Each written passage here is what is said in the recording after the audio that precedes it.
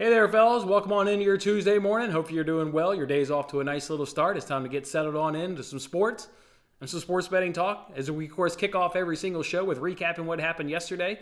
And let's talk some La Liga. Let's also talk some Premier League. And then, of course, we have baseball coming up live at 11 a.m. Eastern Time with myself and the Hockey Squirrel. So go ahead and toss up that recap there from yesterday. And if you want to go ahead and throw some shade in that comment section like I received last night on Twitter, you better go ahead and do it now because you're not going to get an opportunity the rest of this week. I'm coming for goddamn revenge, and I'm on the hunt to get our goddamn money back. Tired of this bullshit. I did get a good cash yesterday in the Premier League between Leicester and Everton over 2.5 goals. A little annoyed by myself that I didn't add on both teams a score, but seen in the past when you try and get a little bit too cute, getting cute can trip you up. But both teams a score was always scoring yesterday, so I'm not upset that I got the cash, but we could have gone from about minus 110 to about plus 115, which obviously still a losing day. You're going to go from about losing 3.2 units to about 3 units, but could have opportunities to maybe scrape out a little bit more profit. But all right, it's good cash, and we needed that because the rest of the afternoon, was absolutely pitiful there. The NASCAR race did have a great job, or a fun time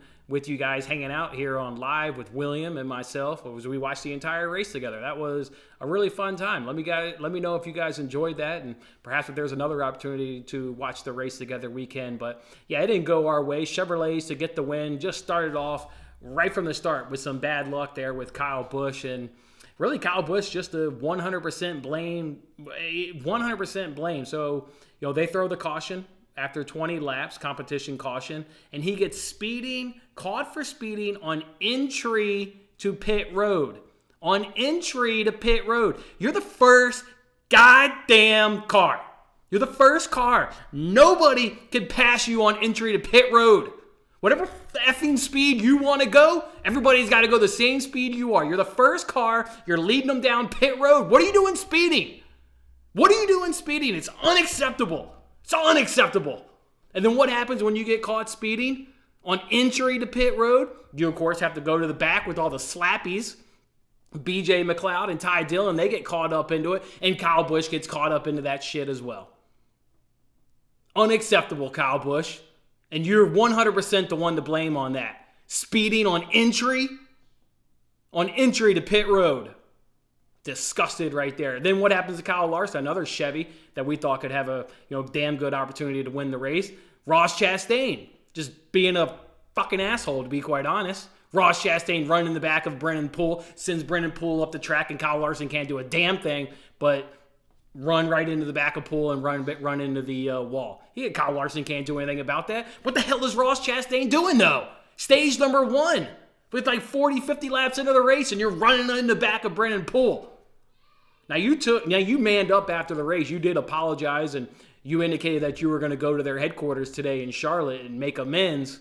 But that's none of that shit. So not only do you wreck Kyle Larson, take him out, that's a strong Chevy for a chance to win the race. But then Kyle Larson, of course, wants to get payback on your ass. With about 5 laps to go, you're chasing down Martin Truex Jr. But then you run into Kyle Larson, and Kyle Larson's not going to let you get around him. He takes away your line multiple times, blocks you at least 3 or 4 times. You go from being 0.4 seconds behind Martin Truex Jr. to damn near a full second. Because Kyle Larson's going to do what he's going to do. Can't fault Kyle Larson in that situation. You wrecked his day in stage 1. He's going to get you payback. Disgusting right there. So Kyle Busch acting like a dumbass. Kyle Larson, just unfortunate with him. William Byron, a strong Chevy all day long. Car just fell off in stage, I think it was 3. I can't remember which green flag pit stop it was, but he was top. He was top all day. I think he was the most laps led, I think, was William Byron. But either way, he was either leading or top 3 all day long. And whatever pit stop it was, about 15 or so laps before they started pitting, his cars just fell off, and he fell to about 10th. He recovered a little bit, finished 3rd in the race, but it was just enough to, his car dropped off there a little bit there before he could get in the pits, and it was just enough to, ruin his day, so he couldn't get the win. So all the Chevys just couldn't quite get it done. The rest of the Hendrick, Elliott, wasn't all that great. Ross Chastain, that was the last remaining hope, and then again, when Kyle Larson blocks him, he just doesn't have a chance to hunt down Truex. It's really disgusting because Chevy's led every lap except for the last 68 when Truex I give him credit. You saw it come on. We were talking about it there in the broadcast. You're like, oh shit, here comes Truex. He turned it up there in stage 3. They made the right adjustments. Got his car, the fastest car at the end, quite frankly. He was the best car at the end of the race. And race in which the Chevys dominated, got nothing to show for it. Briscoe over Buescher. Briscoe didn't do a goddamn thing all race long. He got caught up in multiple situations. He hit the outside wall. He hit the inside wall. Briscoe did not have it going at all yesterday. And Priest, he didn't do a damn thing. Priest didn't do a damn thing. You know, you go through these races, and obviously every time you pit, you make your car faster. He didn't make his car nothing. Never gained any speed with Ryan Priest all goddamn day long. Ty Gibbs, on the other hand, he was quick. Give Ty Gibbs credit. He was quick. So NASCAR was just disgusting all around. Then baseball, NRFI, Braves, Mets. Hell, each team wanted to score in the first inning. You know what? I was watching that as well on the tablet while we were watching the race. You guys heard me during the broadcast. I had a really sick feeling at the top of the first inning. Acuna, leadoff batter for the Braves, pops it up in foul territory, and Pete Alonso couldn't get his fat ass over there to catch it. As soon as he didn't catch that foul ball, I just knew the NRFI was messed up. Now, obviously, they hit a home run. The Mets score in the bottom of the first inning. So, does that foul really matter in the grand scheme of things? No, but it just gives you that shitty feeling. See, that should have been an out. I mean, it changes the way pitchers pitch when the guys are on base. Blake Snell did something he had never done all season long, pitch into the 6th inning. He goes 6 strong, gives up 3 runs. Of course, he gave up a F5 team total. That's why we were on the Reds team total, parlayed with the Astros team total, which is our only win of the night in baseball.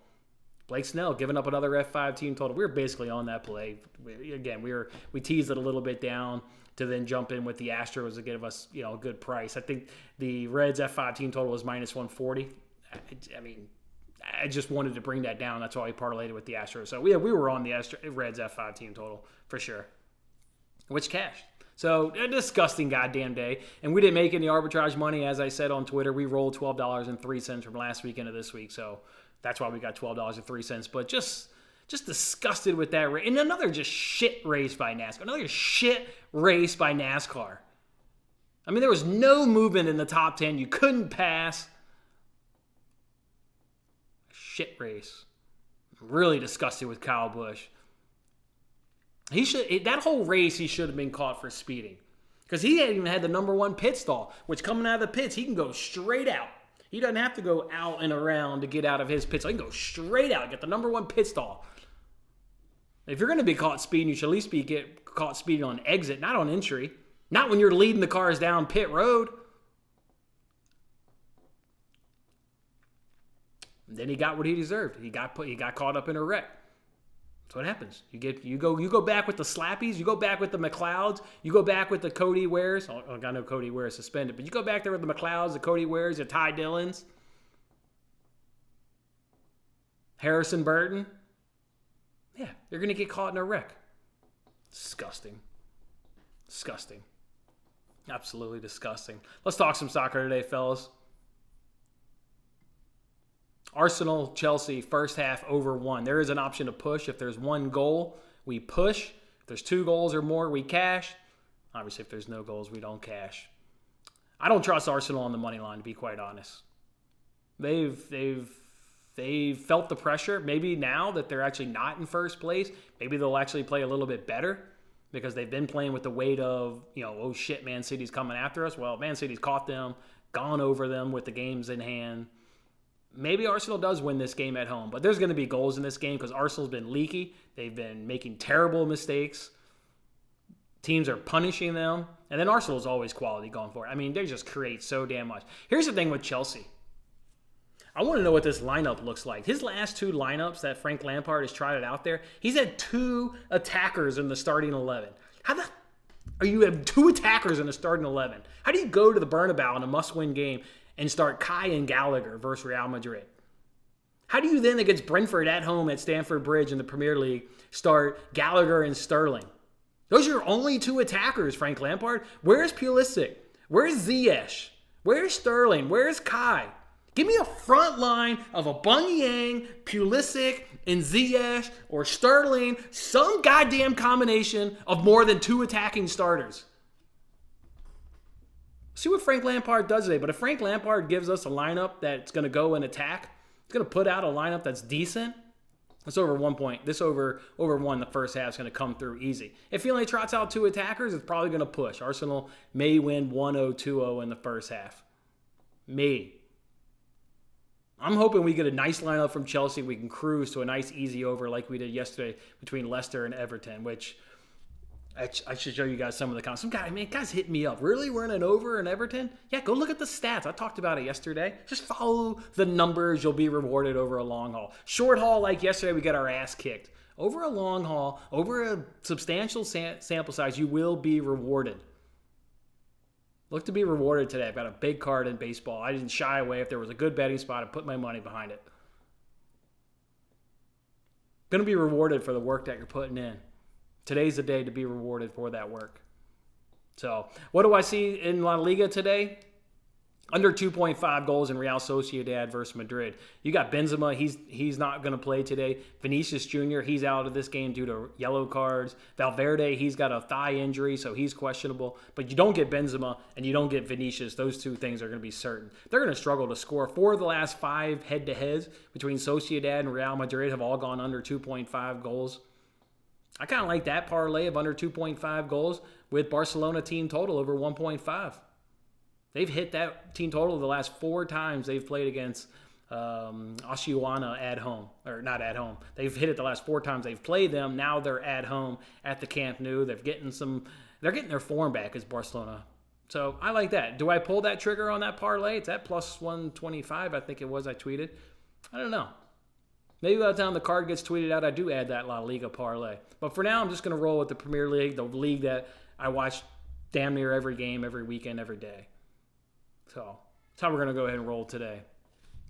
May jump on that Arsenal money line if Frank Lampard toys around this 2. If he trots out there Gallagher and whether it's Kai or Sterling with him, may just jump all over Arsenal.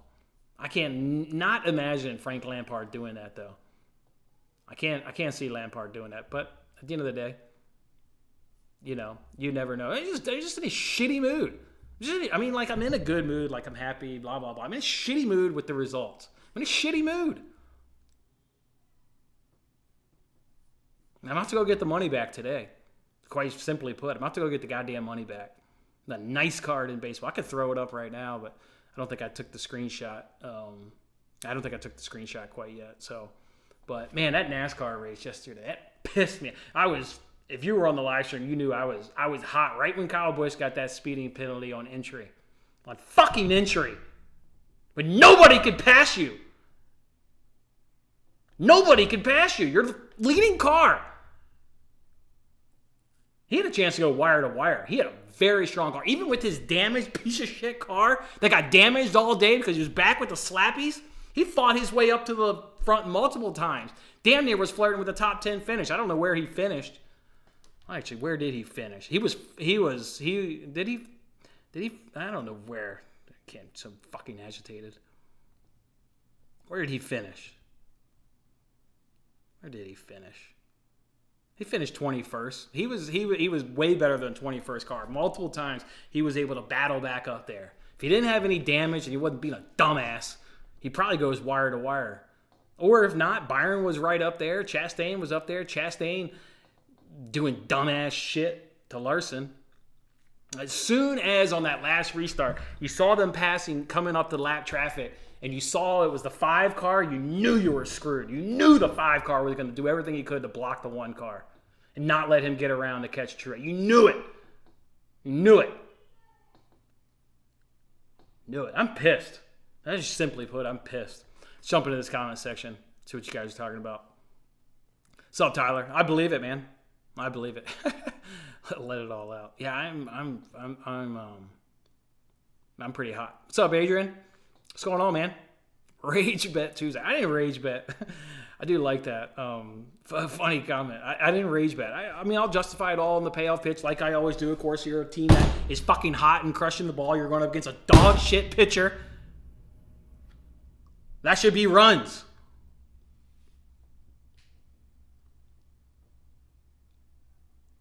I may rage bet on my own with some personal money, but I wouldn't rage bet with your money. I wouldn't rage bet with your money, but I may rage bet with some of my own money. I may have rage betted last night, be quite honest. But I wouldn't do that with your money. All right, let's get some cashes today, fellas. It all starts off with Arsenal-Chelsea, first half over 1, minus 140. I showed on Twitter how you can get that line. It's an Asian line. So if you're unsure on where to find that on your bookie, just go look at my Twitter account. I took a screenshot of where exactly you can find it on DraftKings. You can get it on Barstools, BetRivers. I don't know if FanDuel offers it, but if you've got FanDuel, you also have DraftKings. So, yeah. What's up, Scott? What's up, my man? Don't get too upset. Yeah, I know, man. It's good to vent sometimes. I may not be able to. I may not bet NASCAR for. Well, we'll see what matchups are this week, but NASCAR's. Where are they at this week? They go to Kansas this week. You should be able to pass on Kansas. It's not like these short tracks, Martinsville, Richmond. Again, yesterday at Dover, where you see no pass. There should be some goddamn passing this week in Kansas. We'll see. We'll see what happens. What's up, Brett? What's up, man?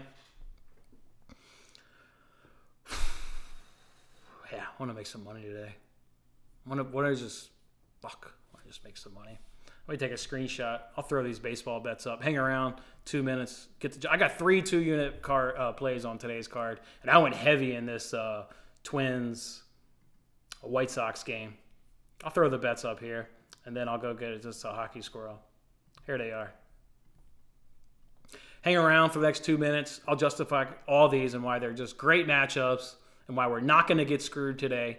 And while the betting gods are going to be on our side today, while all these shits are going to cash, the 3 2-unit plays, all of them. All of them. All right. Hang tight, fellas. I'll be back.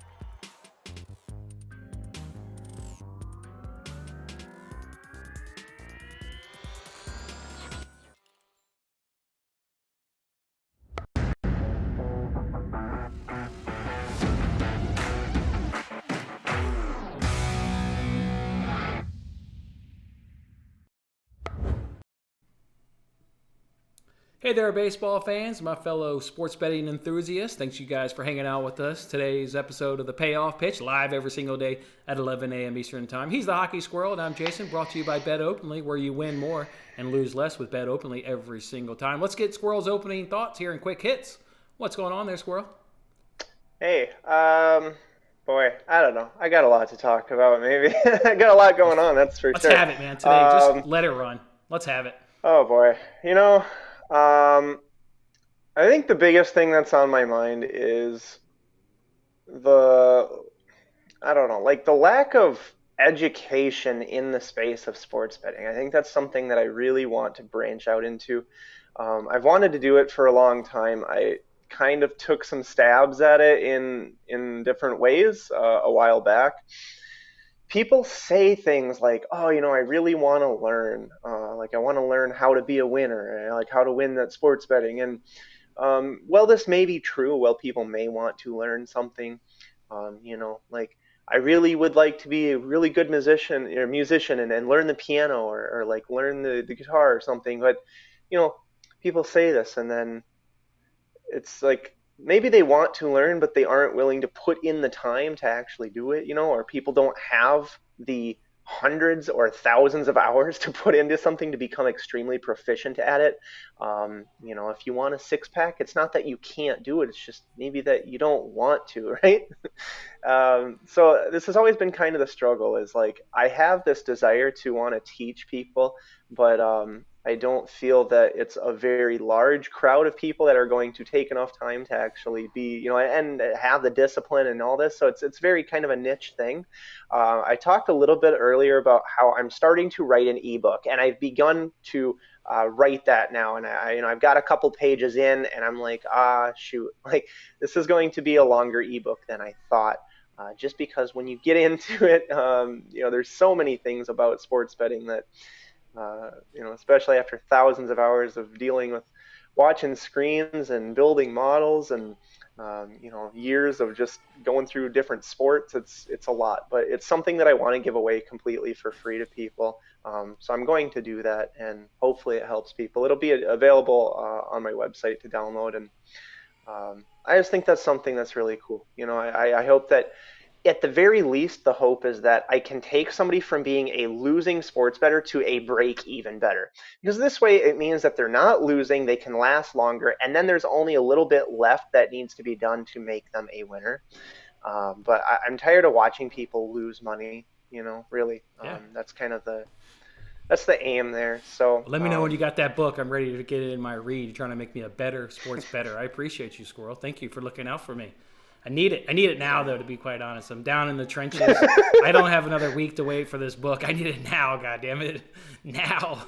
Yeah, it's man, the losing streaks are something else too. Oh my God. Can we talk just a second about like I sell a service, right? And even without that though, like get rid of the fact that I have a service. Let's just say somebody is a sports bettor. They come in and they have this bankroll and they're going to start and they have these ups and downs. They win a little, they lose a little, but inevitably you have a big swing one way or the other. So there's good swings where you win 20, 30, 40 units or whatever. I've done this.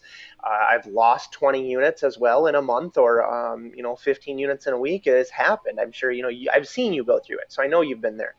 But then these people will do one of a few things. They will completely push all in. They'll totally blow up the bankroll, and then they'll be done betting. They quit and they're gone. And I've seen that. I've seen people just disappear because they lost or whatever. You have people that usually, the winning formula in like if you were to go and buy stocks would be to buy low and sell high, right? You're going to buy something, a company when it's like undervalued because you've determined the share price is too low for the intrinsic value of the company, right? This is really what we're doing. We're investing into essentially sports teams that are mispriced. That's the whole goal here. But then you're going to run into the variance. And, this is what you're going through, I'm sure, right now is that downswing, and then it'll pick right back up. And this is the roller coaster. This is like an emotional thing, and people kind of wig out on that part of it. So I'll find people that join my service and they hit the losing streak and they quit right at the time that the winning streak is starting to take off. Mm-hmm. And so then they'll not be in the service, watch the winning streak happen, and then join again for the next losing streak. And so this is, they effectively reverse the winning formula from buy low, sell high to they are buying high and selling low. They come in during the winning streak and stay for the losing streak, and then get out during the winning streak, and so they're never consistent, and so I had this discussion with someone yesterday as to what is the long haul. Like, we say that this is a long-term event, sports betting. It's not a day, it's not a week, it's not a month. Really, you got to make a few thousand plays really before you know for sure what you're doing is working or not, and then adjust from there. And that's why this takes so long. That's why it takes years. That's why I want to help streamline people's process along with writing the ebook and all that. I may start my own audio podcast as well. Have a few guests, a couple of my friends or yourself maybe as well, just something like that. But I really, I have a lot of things in the works. So let's talk about today's baseball, though. Let's talk about today's baseball. Let's get some positivity on everybody's mind. Enough doom and gloom around here. Onwards and up. Today's the day to double your bankroll. Get on board today, fellas. Shit's hitting today. Let's talk about it in Around the Bases, where we take a couple games and we break those suckers on down. Double your bankroll in one day, huh? Yeah. So many bets I got. Right, I got three two-unit plays on today's card. Holy hell. You kick it off. I got to ask you, did you find, I just came across all underdogs today. I'm not even joking. I could just load up this whole episode on long shots. I don't know. I've had a fair amount. Are you feeling the same way? I got 3 dogs. Okay. I think if you bet 3 of them, there's probably one of those 2 out of 3 win. I bet you. Well, hopefully we overlap on that in long shots, but. What do you want to do in Around the Base? Oh boy, I didn't write anything down. Normally I write all my stuff down. I'm just gonna go off the top today. We'll start with the only total that I have. I have one total. Otherwise, man, I'm on all underdogs for the moment. I haven't actually bet any of these, much like yesterday, just because when they are underdogs, I generally tend to wait, or I've been tending to wait. And the only total that I have is actually over 7 in the Guardians and Yankees going against Garrett Cole. This is one that I have at 7.96 is what mine came out to. So basically a full run above the current total. And who is on?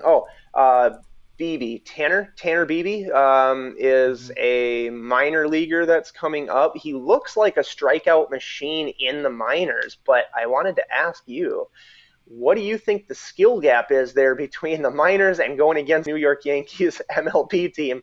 Is he going to be able to continue that strikeout rate against professional batters? I know you don't have to deal with Judge, and that'll relieve a little bit of pressure for him, but still, can't be too comfortable going into Yankee Stadium for, as a minor league player. So, if he doesn't do super well, the Yankees could tee off on him.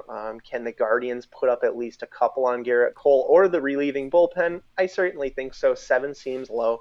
So I went over that total, but I don't know if you have thoughts on it. Nah, that game didn't get any of my money, so I got no thoughts on it. I mean, until we get to rapid fire, of course. Cool. But no, I got no. Where I got a lot of thoughts on is your hometown Twins taking on my hometown White Sox. I got a lot of thoughts about that. We got 2 right-handers on the mound here in Joe Ryan versus Michael Kopech. That's where the advantages start, but that's not where they end here for the Twins over the White Sox. For their batting averages, how about third for the Twins of 291 going up against 29th, 188 there for the White Sox. So big discrepancy of hitting. On-base percentage, 379 up against 247. Slugging is 553 up against 296. No discrepancy there in strikeout rate. They're both around 23%. The walk rate, though, Twins 11.1 against 5% for the White Sox. White Sox are at the bottom of the barrel, left and right-handed hitting, but we're only talking about right-handed hitting right now. So they're not going to do damn thing off of Joe Ryan, who's gone 6 innings, 6 innings in each game. He's gone 7 innings in a couple outings. This guy is doing really well, the 2.18 ERA. His whip is under 1, which you love to see at .81. Opponent's batting average is 186. That falls in so perfectly in line with how shitty this White Sox team is, because remember, their batting average is 188.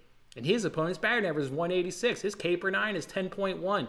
boy, should this White Sox team struggle up against Joe Ryan. Now, the Twins offense should really feast off Michael Kopech. Again, they're third best, hitting .291. They're getting Kopech here. His ERA is 7.01. His whip is 1.7. Opponents' batting average are teeing off on his ass at .280, and he's striking out 9.5. That's the only thing. He's bringing the strikeouts through the plate.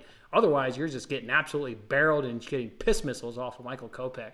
And love to see that continue. And it's going to continue all game long because what have we talked about this White Sox team? Bullpen is trash. 314 opponents' batting average, a 2.0 whip, a 9.53 FIP, and an 8.63 ERA. That opponent's batting average is 29th in the league. Everything else, the FIP, the ERA, and the whip is dead last in the MLB. A terrible bullpen. The advantages start early for the Twins, and they go all the way up until the last out in this game. And the White Sox have allowed 6 of the last 7 opponents to go over 4.5 on the team total. And Michael Kopech, he's allowed 4 of his 5 starts to go over 4.5 runs. This is an absolute smash spot here for the Twins. You take their F5 team total, you take the F5 run line, and you take the full game team total, and you walk away here with a lot of money at the end of this game. That's how I'm playing it, Squirrel. What's another game for you? Yeah. I'll talk about it right now, I guess. Just because I see the prices coming down. So I'm actually going to bet this right now live as we're doing this. I'm going to take the Washington... text message because I'm up in your Discord. Text me, Squirrel. What am I betting? Take the Washington Nationals, but I got to find a price here. Plus 124. Yep. Plus 124. All right, you're riding alone on that one. I'm no longer coming along on that ride. You're on your own. That's fine. I'll tell you why. Well, I mean, other than the move that I just saw. I know how you're going to justify it. Oh, how am I going to justify it? I mean, just, yeah, I guess, model and the move. I mean, that's all. So this is kind of a hybrid deal, right? Is usually people pick one or the other. They take this, what's called the top-down approach. So they either just watch the markets and they'll chase steam essentially, or wait for, wait for something to move, and then they get in at a price that you can no longer get anymore. If that makes sense. I do the opposite. I don't need line so movement to justify you fade my steam hard work. Then. No, I don't. I just don't need to wait on steam to justify my hard work. I do my hard work. Correct, right. So you're the second type of person then. Yeah. Right. So you're the second type of person who's going to, basically, and you're not necessarily a data modeler, but you. I don't know, you're heavy into, like, you dig into stats and look at the trends and all this kind of thing, and you have this opinion about it regardless of the price, right? Or before it ever moves. I like to get that confirmation a bit of... It's nice to have that piece. It is. A confirmation is sometimes good. You always talked about last season. You haven't done it much this season. But money distribution, right? That is basically confirmation. So, yeah, it's just another piece. It certainly makes you feel good if the majority of the people also kind of see it your way and think that, yeah, these events should happen. Can sports betting just be cool? Like, it should happen. So right. Another thing that should happen today is the Cardinals are taking on the Angels. Get 2 left-handers on the mound here in Sandoval taking on Steven Matz. I like the Angels F5 team total over 2.5 runs at plus money. They're crushing left-handed pitching. They're hitting 292. On base is 347. They're slugging 449 with a very low strikeout percentage at 14.1%.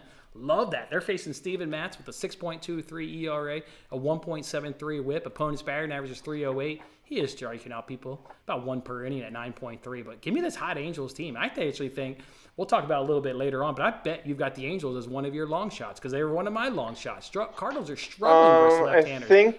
I'm not going to fade the Cardinals facing a left-hander because it's what they do more times than not, but they're struggling versus left-handers, and Sandoval's a damn good one. All right, but I'm just going to stick with what and by the way, the Washington Nationals play that I have the game closer, basically, coin flip, even odds, I think like plus 103 for the Nationals. So if I'm getting plus 123, that's a 20-cent differential. Plus, I just watched the market move on top of it. So I like all of that. I think consistently the Nationals have been getting undervalued or been mispriced ever since the Pirate series. And I took the Nationals yesterday. It didn't work out. I took them the day before, and it did. But they just keep getting priced at this like plus 130, plus 120 thing when I keep grading the games out to, kind of coin flips. So if I'm getting plus 120 on a coin flip by the numbers and by the market moves, that's fine by me. I'm cool with that.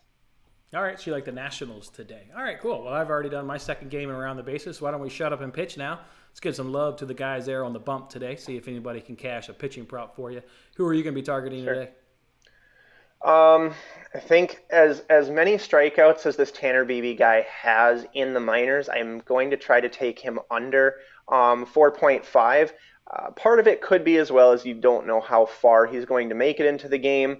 If he does end up getting crushed, if nerves get to him, things like that. I just am not sure that. I thought he went 6 innings in his debut. He went 5.2 in his debut.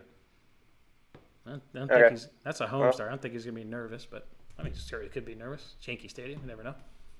Could be, yeah. And I think the leg up that he may get is not having to go against Aaron Judge, but I'm going to go under 4.5 there with a projection of about 3.9.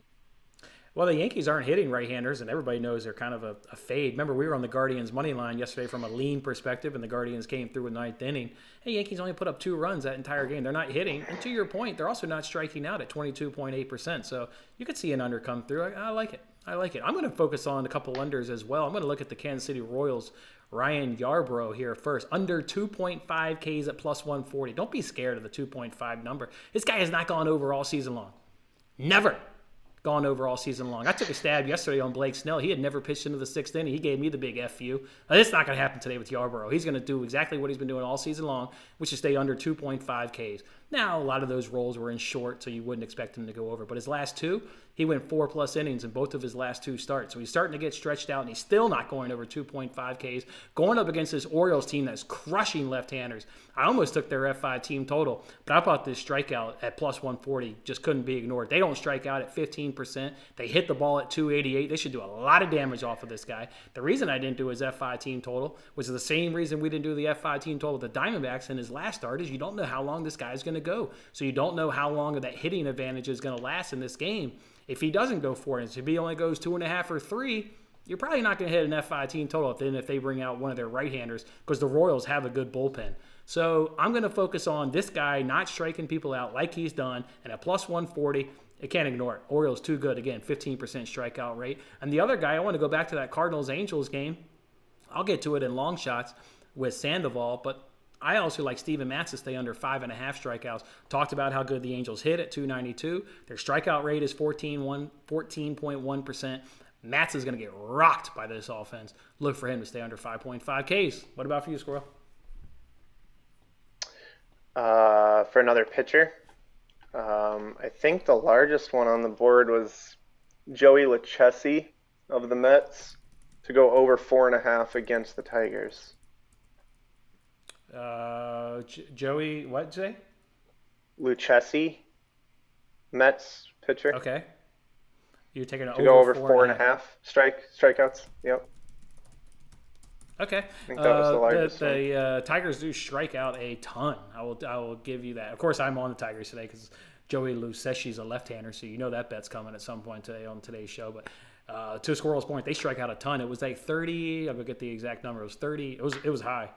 27.7. So must have had them confused with another. But I mean, that's up there to where I want to start taking over. Oh, yeah. I want to take it over around 28.5 and up. They're at 27.7. So I hear you. So you like him over 4.5. All right. You said you had some logs. Some logs. You said you had some dogs today.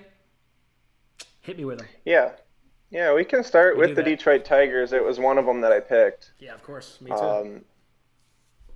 I did it, because of price, not and because of stats, I guess. But the thing is I just throw I have automated imported data that just updates into the model, so I don't sit there and stare at every single statistic. I'm not hand plugging them all in, so I don't know exactly what comprises everything. I get a price for about plus 120 for the Tigers, and I'm seeing plus 143 best price.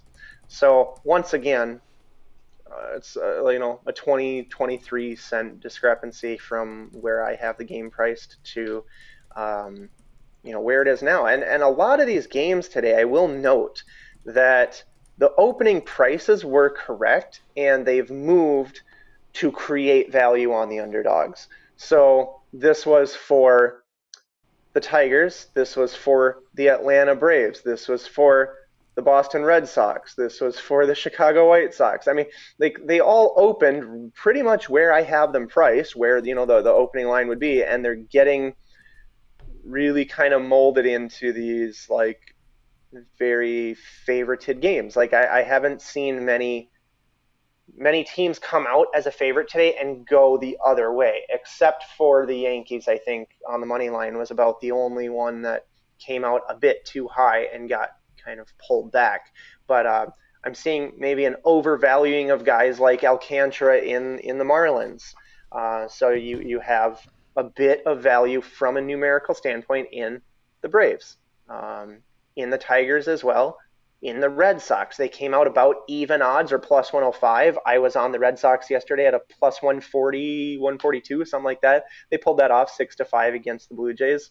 And today somehow they got pushed up to plus 120 again from even odds. And I think that the line opened pretty much correct as to where it should be. So I don't know. Blue Jays are great, right? I mean, the offense is scary. Kikuchi's, I think, decent pitcher. But I try not to go against the numbers. I try to keep emotions and feel out of it. And when I see that value's been created on something like that, I'll go ahead and take a shot on it. Otherwise, this is probably one of the larger ones. Do you like the Kansas City Royals today at all? Nope. No. Texas Rangers or Colorado Rockies, are those either of yours? Nope. Whoa. All right. So that's all the teams I'm looking at for underdogs. Rangers, let's take a look. Yeah, I mean, again, closer to plus 100. They opened where plus 110 at a lot of books, and currently they are plus 130. Like, where are all these 20-cent swings coming from and why? Well, again, who's pitching for the Diamondbacks? You have Zach Gallen. You have Sandy Alcantara for the Marlins. It's a lot of these kind of, I think just that people see these names of the pitchers and they're like, oh, he's really good. They can't lose. And so then, I don't know. I mean, I have to imagine that's what it is. It's just this overvaluing. So let me just to recap. You like the Tigers, Rockies, Royals, and Rangers today as underdogs? Or those Tigers, Nationals, Red Sox, Royals, Rangers, Rockies. I mean, there's a lot of underdog value, I think, today. Cool. Why though? I mean, a lot of these games are off about 20 cents of where I would think they should be. So. Okay. I've got 3 underdogs. Let's first talk with those Angels going up against the Cardinals. Massive hitting advantage. I think a massive starting advantage. And then they've also got the bullpen advantage. The top 10 bullpen up against a team that is mid-teens in the bullpen there in the Cardinals. So you get check across the board for me. I'm not sure why the Angels are a dog today against the Cardinals, so I like them today. I also like the Tigers, as you mentioned. I'm going to get to them in terms of betting them a little bit later on this show. But, yeah, of course, I always like the Tigers against a left-hander. I think the starting pitching is about a wash. The bullpen is a wash. These teams are dead even in bullpen. You do obviously get the hitting advantage with the Tigers facing a left-hander today. I'll go through their numbers here in a little bit. But I like the Tigers today as an underdog. And my third and final underdog is I like the Phillies. We continue to talk about this Dodgers team in terms of how they just struggle against left-handers. How about the worst batting average versus left-handers? How about the worst slugging percentage versus left-handers? And then there's big discrepancies. Now, the Phillies aren't smoking left-handers, but they're significantly better. They're hitting 271. I mentioned the Dodgers are at last. That's 164. It's a massive discrepancy there for the Phillies. They bring a lot of more better slugging. It's 443 up against 218. Again, the 218 is dead last in the major league. And the Dodgers strike out a ton at 33.3%. And it's 15.5% for the Phillies. This is to be a massive hitting advantage today for the Phillies here in this left-handed matchup with Strahm on the mound there for Urias. So I like it. Strahm up against Urias, he's got a better ERA, he's got a better whip, he's got a better opponent's batters, and he's got a better K per 9. And all those numbers are pretty decent advantages over Urias as well. It's not like he just does it better. Go look up the numbers. There's significant gaps in all those. So all 4 of those categories, he's better than Urias. Strom didn't see the Dodgers in 2022, and Urias saw the Phillies twice. A good start and a bad start. But I just like the familiarity, obviously. Strom hasn't seen these Dodger bats. I like that as well. So, yeah, I like the Phillies. Think they'll get it done. Bullpen-wise, Dodgers bullpen isn't as bad as it's been since we've been sitting here talking about it. So maybe a full game dog, maybe a little bit scarier than the F5. That's also a dog. Maybe just remove the bullpen because the bullpen starts to get a little bit even when you factor in what they've been doing lately. So, but I like the Phillies as a dog today. I like the Tigers today as a dog, and I like the Angels as a dog as well. Let's get to keep swinging. That's what we do here in the fifth inning. We give out some hitting props. What do you got there? I looked at the batters that have done well against certain pitchers, and I ended up coming up with a lot of Atlanta Braves guys that have seen Sandy Alcantara a lot. A little bit backing the theory of the overvaluing potentially of the Miami Marlins. I don't know if I would feel super scared going against the Marlins today, honestly.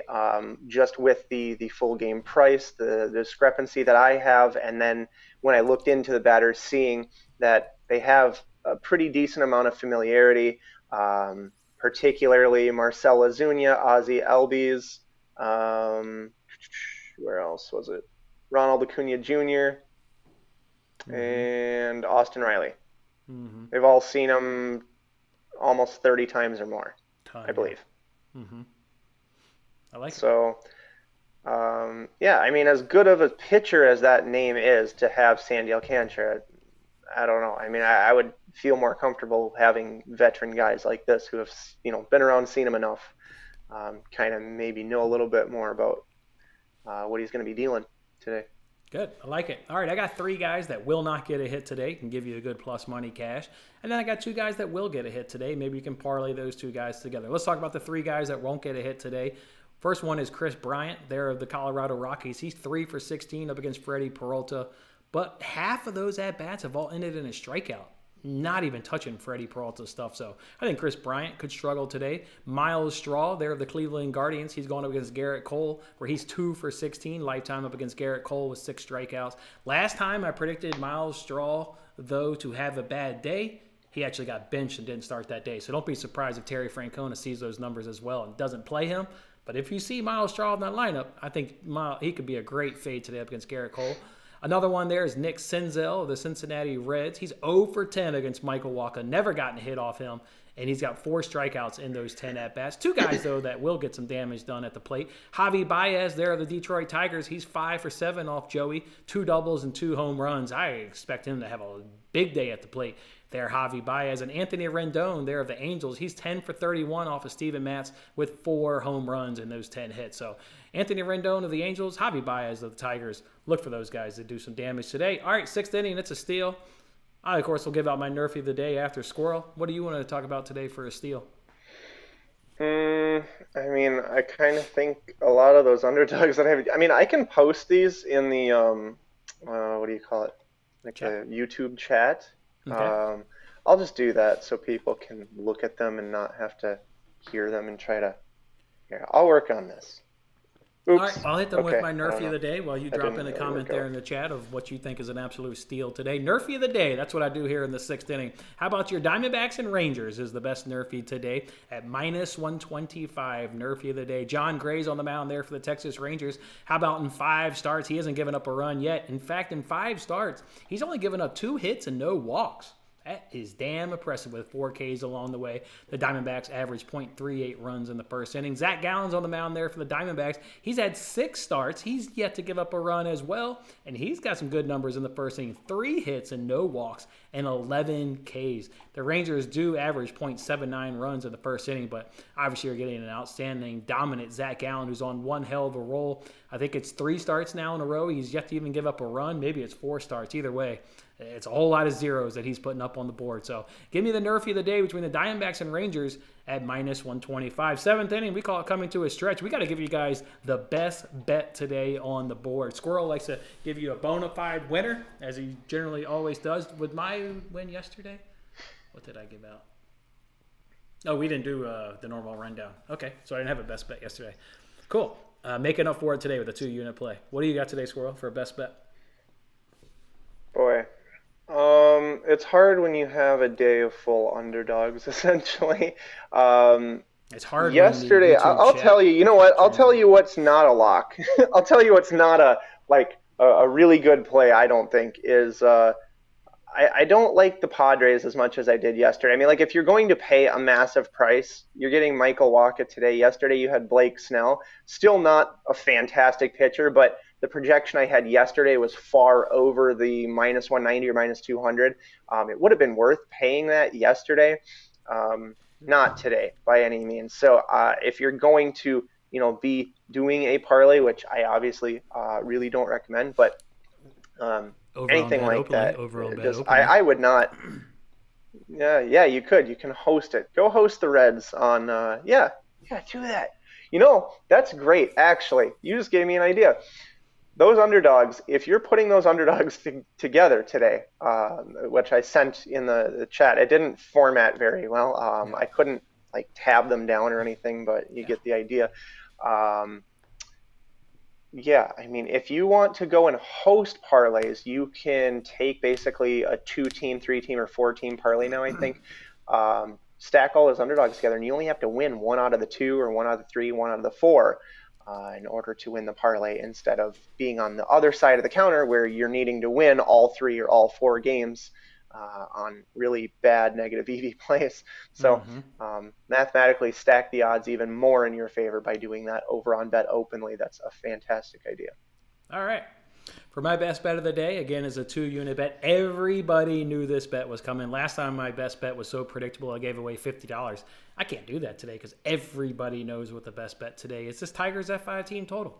Tigers F5 team total over 1.5 runs at minus 130. It's a 2-unit play because, A, we know how the Tigers crush left-handers. They are crushing left-handers. Number one right now in baseball. Number one. They're hitting 370 on base of 469 and slugging 556 and a walk rate of 13.8%. They are smashing left-handed pitching. We know they always crush left-handed pitching. Nobody's better. When I did the research, I was like, yeah, of course I'll be on Tigers F5 team total. And then I saw the actual numbers of how well they're hitting left-handers in this current stretch. That's an absolute 2-unit play for me all day long. They're going up against Joey Lucchesi there of the Mets. 2 starts, great in his opener against the Giants. It got worse against the Nationals, 5.1 innings pitched, 3 earned runs, 1 home run. And it's going to get worse today up against this Tigers team. It's the only time you want to back these Tigers up against left-handed pitching. And they are hot right now. 2-unit play. Tigers F5 team total over 1.5. Parlay of the day. That's what we do here in the 8th inning called double play. We'll give you our favorite parlay of the day. What are you stacking parlay today? What's your 2-team stacker? Oh, God. 2-team stacker. Oh, man. What is it? I need it. Let's go with this Cleveland and New York Yankees over 7, and I'll put it with the Boston Red Sox plus 120. I don't know what you'd get on it. But of the things that are out there, in terms of confidence, like this is another thing. People come in and they're always like, dude, do you rate your plays? You like put a confidence level on them, like this is like a 5-star play or something. Like, no, they're all just because the lines are off. Like, if you really think I could sit there and like pick and choose, like, oh, this one's gonna win, so I'm gonna give this to like the free picks people, and like there are people that really think like I'm like picking and choosing the winning days, and I'm giving you like the plays that are gonna win, and no, I don't do that. Like, I don't know which of these plays are gonna like really smash. Like, how would I? If I could do that, I'd have a 100% win rate. It's ridiculous. So. I don't know. Of the most likely to win, I had the Red Sox yesterday. I like them today. I think they're 20 cents off. I think it should be about even odds, coin flippy type game. And then that over 7, I think is just a little bit too low for the fact that I have projected 8. You're getting this minor league kid, and well, I think you can at least do 7, if not 8. Well, I think you can get to 8. All right. For my even going against Garrett Cole. Sorry about that. For my parlay of the day today, I'm going to go ahead and do those Diamondbacks, taking on the Rangers today. Just too many advantages across the board from starting, hitting, and bullpen. It's check. So hopefully Zach Gallen can just continue his hot roll. And so we'll parlay the Diamondbacks up against the Blue Jays. The Blue Jays team that obviously I liked yesterday. The only concern I liked yesterday was the fact that the Red Sox do a pretty good job of hitting right-handers. So I thought the game could be close, but I did think the Blue Jays would pull it out. Well, now you're not getting the Red Sox today up against a right-hander. You're getting them up against a left-hander where they hit below the Mendoza line at .176. .176 up against left-hander. Kikuchi's on a nice little roll there for the Blue Jays, and you still get those massive bullpen advantages that I talked about yesterday. So I like the Blue Jays and the Diamondbacks today at plus 194 as your parlay of the day. Let's go ahead and throw those bets up on the screen. And yours are in the comment section. Mine will be on the screen. Yours are down below. Then let's jump in here and do some rapid fire. We'll talk about every single game from money line, run line, over, under perspective. You'll see I've got 8 bets, I think, or I got, well, I don't know, 10 bets, whatever. But I got 3 2-unit plays. So make sure if you're taking note of what I've got 3 2-unit plays. Tigers F5 team totals a 2-unit play. I'm all in on the Twins up against this White Sox team today. Yikes. I am going to do that F5 team total. I'm going to do that F5 run line for a 2-unit play, and I'm going to do that full game team total for a 2-unit play. Give me the Angels F5 team total. Give me the Phillies F5 money line at the dog price, and Yarbrough and Matz are both saying under their Ks. All right, let's hop into rapid fire here. Good luck on that. Appreciate it. Thank you. I do need the good luck. I do need it. I do need the luck. So I appreciate it. All right, let's get into rapid fire here, fellas. No afternoon baseball, I don't think. Yep, it all starts off here with Mets and Tigers. Going to get a 2-unit cash to kick off the day. Don't be surprised if that cash is in the first inning. Now if Tigers are hot versus left-handers. All right, with an over-under of 9 with the Mets and Tigers. Mets at minus 155, Tigers at plus 135. I do like the over. I certainly like the over. I think the Mets will hit Lorenzen, that's for sure. Bullpens, I mentioned, both about bang on. There's no real discrepancy there. So I give me the over and the Tigers. What about for you? Yeah, I like the Tigers mostly here. I don't really have a particular lean on the total. But, yeah, the Tigers I have priced plus 120, and you're getting 140 or 143 roughly or whatever it was.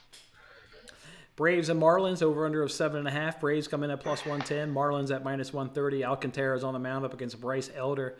They're the Atlanta Braves. I'm taking the over 7.5 runs. Might as well just take with the Braves, too, while I'm at it. Take the Braves as well. I'm going to take the Braves, and that's because I have them plus 109, and I watched a couple plays come in that move the line for the Marlins. It's not worth it anymore by any means at minus 135. So I would take my chances on the price with the Braves, and as for the total, I have it at 7.3 runs. So I don't have, it's roughly right where it is. So bang on. I'll take my chances on the Braves, but I don't think I'll actually bet that one just because I don't feel like I'm getting quite enough either. Between the, I think there's better spots of value. So it would feel like a force to me, even if I win it. Guardians and Yankees over under of 7. Guardians at plus 145. Yankees come in here at minus 107. We, of course, know that you do like the over 7 in this one. I'm going to take the under 7. Yeah. The under. Yesterday I was on the under in the Guardians. Got rewarded in the 9th inning. Got an under and got the Guardians money line. Today I just like the under. I assume the Yankees will win the game with Garrett Cole. God damn, he's been good.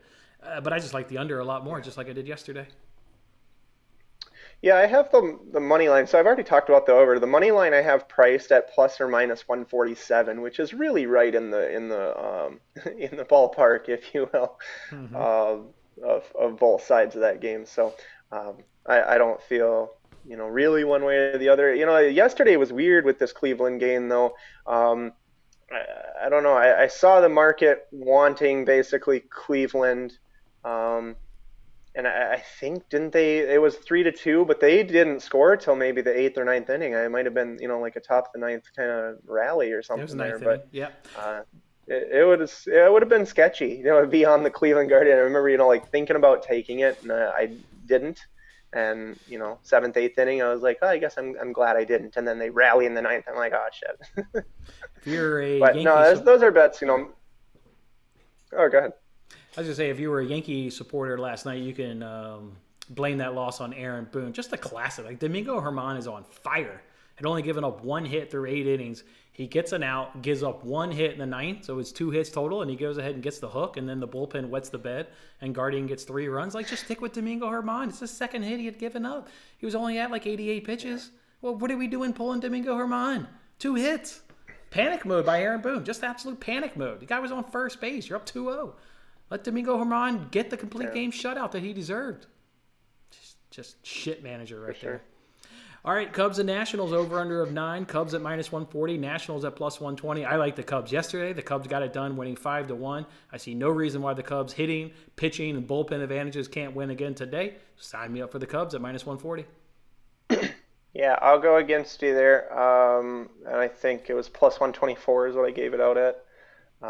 That's still achievable, at least if you're using offshore accounts. I don't know about the regulated books, but I don't play at those. So Twins and White Sox over under of 9. Twins at -165. White Sox at +140. I'm going Twins on the run line at even money. Twins on the run line at even money for me.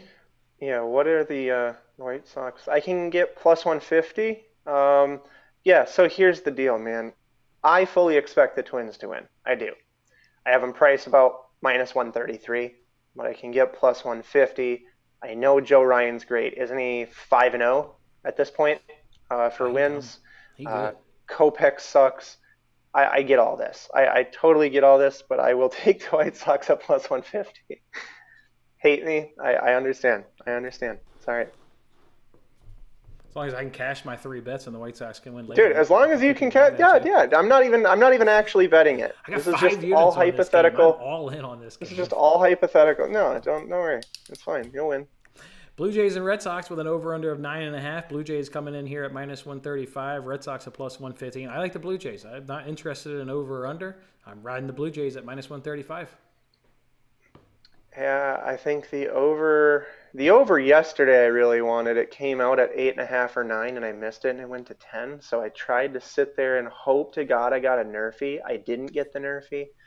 I was going to bet it at the end of one inning, and so hopefully I was hoping to get down to 8.5 after, with juice after the first inning. But Red Sox went up by 2 in the bottom of the first, and I had the Red Sox money line already, so I said, I'll just ride that out, and it worked. Worked out in the end. It was close, 6-5 game. Nice. The over is nice, though, because I know both teams hit. I know both teams have offense, and you're playing in Fenway Park, which is real, hitter friendly.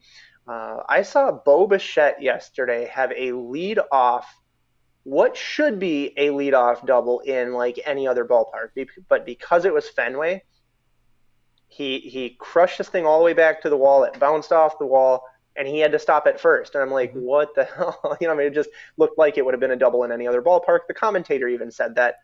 So it kind of puts into perspective a little bit of how much the ballpark factor really is a thing.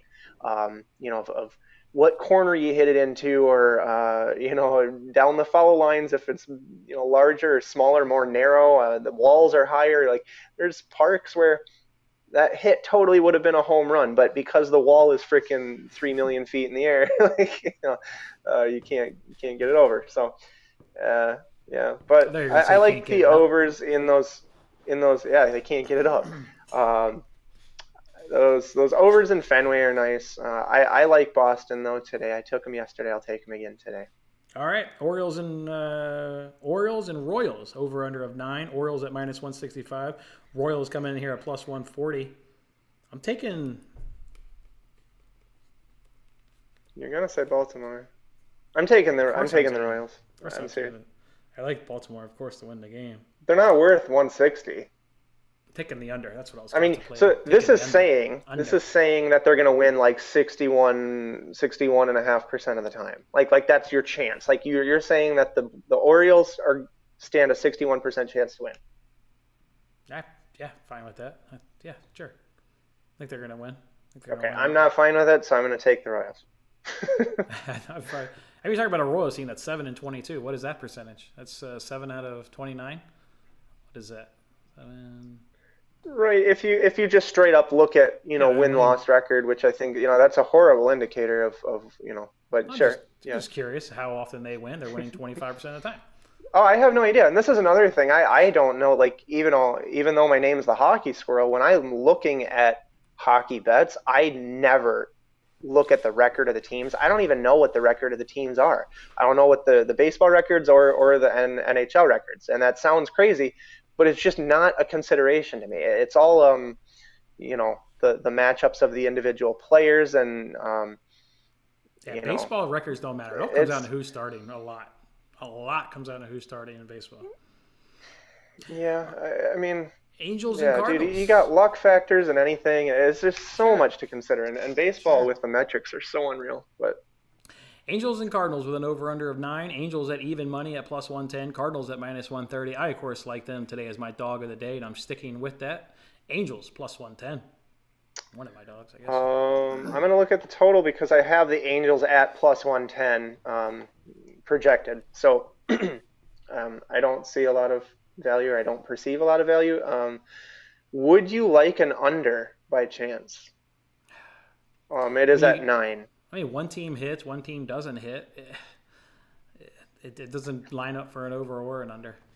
That's why I'm just going to take the team that hits Okay. and take the team that's by far got the better bullpen in the Angels over the Cardinals. So I think they're a great dog today. Fantastic dog. Okay. If I were gonna play something, I'd take the under instead, just because I have the game priced right where it is. So for the Diamond, money line. Diamondbacks and Rangers with an over-under of 8. Diamondbacks at minus 150. Rangers at plus 130, which is who you like, is the Texas Rangers. I, of course, like the Yeah. Diamondbacks. I put them in my 8th inning double play. As far as an over-under, I like the under 8. I have it at 7.8. Okay, 7.8, so that would be right there. The books don't give away free money. We talk Yep. about that all the time. Giants and Astros over under of 8. Giants at plus 165. Astros at minus 195. Boy, they could use some length today. They've had consecutive games where the starter has left due to an injury. Urquidy and Garcia are, well, Urquidy already hit the IL. I'm sure Garcia's right behind him today on hitting the IL, if not already. So they really need some length here today at Hunter Brown. And if they can get to good length, we know that Astros bullpen is good. I'm gonna, of course, like the Astros to get it done today. Just far superior numbers across the board than against these Giants. Yeah, without a doubt. I like Without the a doubt. Astros. I have them worth about 160. I think they were 180 if I remember. So, but yeah, to win the game, yeah, without a doubt, no question. Houston should win that. I got 195, but yeah, for those Oh, Astros. okay. Brewers and Rockies over under of 11. Brewers at minus 170. Rockies coming here at plus 145. This one's in Coors Field, but I still love the under here with Feltner, who's ever since that Phillies game where he burned us, he's found something. He's pitching a lot better here in Feltner and Peralta. It seems I really have a lot of these Rockies numbers. So yeah, I like the under 11 here at Coors as far as a winner. I'll take the Brewers. Not a lot of confidence, though, in either one. You like the Rockies at 148. They're at 145 now. Do you like an over or an Yeah, under? because I have Milwaukee to win the game at minus 130. So that would put the Yeah. Colorado line at plus 130, obviously. So if I'm getting 148, then yeah, another 20-cent grab roughly. Um, Yeah. and you're getting a home team that plays at a weird field. It's not like it's just kind of like an average field, like a league average for runs. We've seen, I don't know, like what the home record is for Colorado, like on this away splits or home and away splits, but I'd be interested to see. The Rockies home and away. Well, what the hell? Let's just pull it up real quick. It only takes half a second. All this stuff is Do it. generally. I'm gonna check the YouTube comments and All see. this stuff is Oh, generally. nobody left us anything in our cool comment box, and it's making me sad. I'll respond to comments, man. I'm not mean. I'm looking at them. Jeez. All right, let's see what we got. Rockies at home. How are they doing? Rockies at home. Here we go. They are 9-20 overall and 4-9 at home. So more wins on the road. I mean, one more win on Wow. the road. That's a 4 lot and 9. different than previous years, but we got a lot of baseball to play still. But that's not the start you'd expect for the home team there. Brewers are a good away side at 9-4. Yeah, Brewers are going to win, but the under is going to hit in that game. Under is going to hit. Reds and Padres with an over-under of 8.5. Reds at plus 175. Padres at minus 205. Ash Crash up against Michael Walker. I'm taking the over 8.5 in this one. Over. I was just responding to something that somebody put in the chat. Somebody said they're tailing all your plays. I saw that comment. Holy hell. Okay, what are we on, Cincinnati?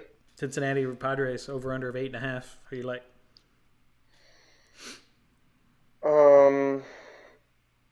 I have the Padres at 194, but I don't like Michael Wacha either. So Okay. I don't know. All right. So you like an over, we'll say. Sure, that's good. Mariners and Athletics. Here was a really tough game to handicap. Bryce Miller making his MLB debut. Mason Miller. I think this is his third start. So Battle of the Millers. You ever seen that movie? Was it Miller Family or something with that funny guy? They're like Miller. Is it Miller Family? Or Miller I think it was called The Millers. The Millers. Yeah, that's a funny ass movie. The Millers. I think I saw it, but I don't really remember it. Meet the Millers? They get caught up in some drug thing, and they've got to like transport drugs like across the Mexico-United States border. It's all. I can't remember that actor's name, but whatever the hell he is, he's funnier than shit. Anyways, was Miller he a up guy against from Miller. Arrested Development? I don't know. I don't know if I've ever Right. seen that. Over under of 8. Mariners come in here at -140. Athletics come in at +120. This game was relatively gross all around. I will tell you the Mariners strike out a ton. This Mason Miller guy, everybody's talking about his strikeout potential. I think he got 5 in his first start, 6 in his next start, if I recall. This could be the start where I think he finally rewards people that have been taking his over and been falling short. Mariners strike out an awful lot, so maybe look for that angle within this game. I will take I'm taking Miller, and Miller is just going to get in this, like, I'm the dog. No, I'm the dog. So this game's staying under. Staying under 8 runs. I don't know who the hell's going to win this game. Give me under 8. I don't either, and the reason is because I didn't have a pitcher. Yeah. I think maybe both pitchers were TBD or something, so I never priced the game just because I didn't have starting pitchers to even work with. Phillies and Dodgers rounded up the show today with an over-under of 8. Phillies at +135, Dodgers at -155. Again, guys, if you like Phillies just like I do, they no longer have the big bullpen advantages. The Dodgers, give them credit. The bullpen's kind of straightened up here the last few days. I still like the Phillies. I will stick with them, but obviously I'm going to go with the F5 where you really know you get those left-handed hitting advantages with Strahm up against Urias. But if they're winning through the first 5, perhaps they can carry that on through the entire game. So I will say Phillies at +135. As far as an over or under, I obviously expect the Phillies to hit Urias to some degree. Dodgers are going to struggle. God damn. We've faded them a few times this season against left-handers. I'm going to do it again. I'm going to say under 8, but Phillies cover the money line. I have the total right at 8, and I have it ±146, which is pretty much right in there, I think, as well. So. Okay. So, yeah, right on in there. Okay, that's how we're going to do it. Going into Tuesday episode here of the Payoff Pitch. Make sure you come on back tomorrow, see if we won some money or if we lost some money, see how it all unfolded. Then yeah, it's either. I feel like it's either going to go really well with all these underdogs, or like just I'm going to get effed like that. It's going to be one of these days, but I mean, we'll you see. could also risk break 500 and put in a nice little profit. What do you got there? You got 1, 2, 3, 4, 5. You got $6. There's no way. There's no way all that shit is winning. There's no way. I go 3 and 3. You got a nice day of dogs right there. I think you need to add. Oh yeah, no. I'm saying I thought you were trying to tell me to parlay all 6. No, not all 6 are going to win. I would not do a 6-leg parlay. That shit's not hitting. No. First of all, the Cubs ain't losing today to the Nationals. You need to swap out the Nationals for the Angels. Oh, they're not, huh? You need to swap out. Okay. Swap out the Angels for those Nationals, and then you may go 6 and 6. All right. I know. All right, that'll do it for today, fellas. What is it? It's about 11 o'clock. We've been hanging out here for an hour. Appreciate you guys. Good luck with your bets today, fellas. Good luck with your bets. Hopefully you can ring that cash register at the end of the day when you lay your head down. God damn, I'm looking forward to doing that. And look forward to doing it with you guys. And then talking Wednesday's baseball slate tomorrow, live at 11 a.m. Eastern Time. Have a good one, fellas. We'll see you back here tomorrow. See ya.